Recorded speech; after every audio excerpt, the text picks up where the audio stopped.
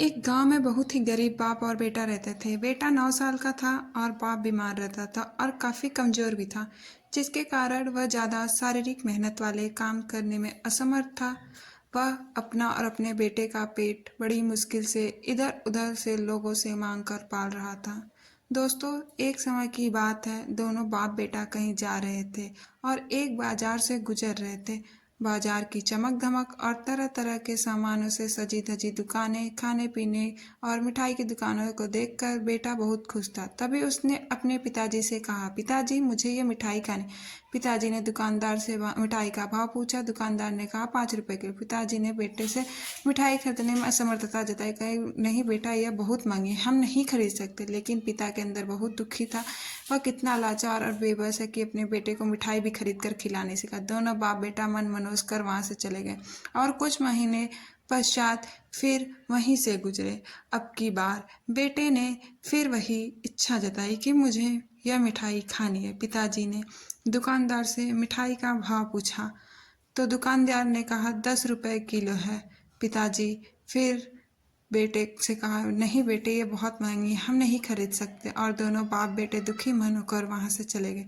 इस बात से पिता बहुत ही दुखी था। वह सोचने लगा, काश मुझे ऐसा कोई काम मिल जाए जिससे मैं आसानी से कर सकूं, अच्छा पैसा मिले, मुझे दूसरों के सामने हाथ भी न फैलाना पड़े और अपने बेटे की मिठाई की इच्छा भी पूरी कर सकूं। उसने बड़े ही सच्चे मन से भगवान के आगे प्रार्थना की और उसकी प्रार्थना भगवान ने सुनी भी।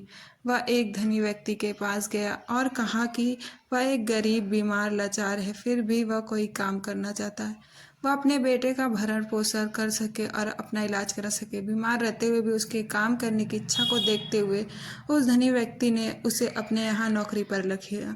उसे करने के लिए बहुत ही आसान काम दिया गया, जिसे वह आराम से बैठकर बिना किसी शारीरिक मेहनत कर सकता था। अच्छी तनख्वाह दी गई।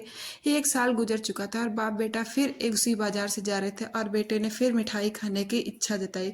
तब दुकानदार से पिताजी ने पूछा कि मिठाई कितने रुपए किलो, तो उसने बोला 50 रुपए। अब की बार पिता ने कहा, मिठाई बहुत सस्ती है, 1 किलो ले लेते हैं। और दुकानदार से कहा कि 1 किलो दे।